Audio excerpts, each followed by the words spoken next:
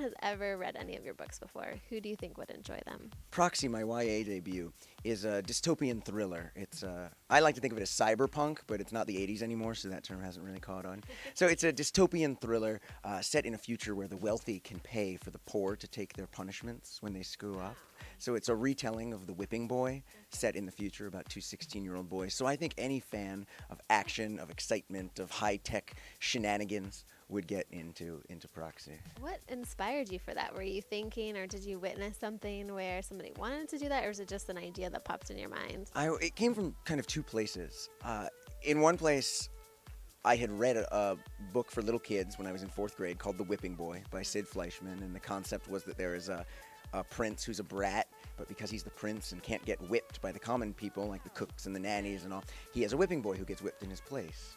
And it was this medieval idea that just sounded like something straight out of a dystopian, story. And the other side of it was before I started writing for young readers, I was a war journalist, and I traveled all over the world, and I saw a lot of the injustice that goes on in the world. And I realized that for a lot of kids, dystopia isn't some futuristic thing. It's now, and it's their lives now.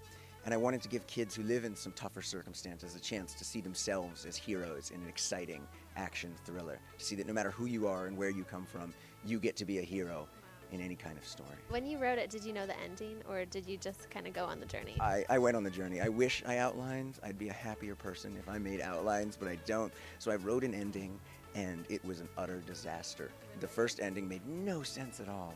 And it was like it came out of left field.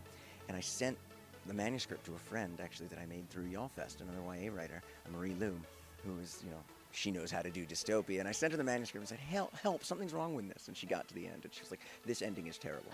She's really nice, so she said it in a much nicer way, but the message was, no, not this, do something else. So I fixed the ending, and I realized what I'd been setting up the whole book. And it sort of ends with a punch. I probably get more letters about that ending than anything else.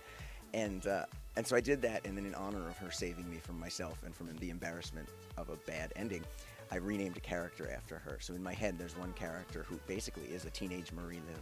What would be the theme song to your book if you could pick one? Bjork's All Is Full of Love.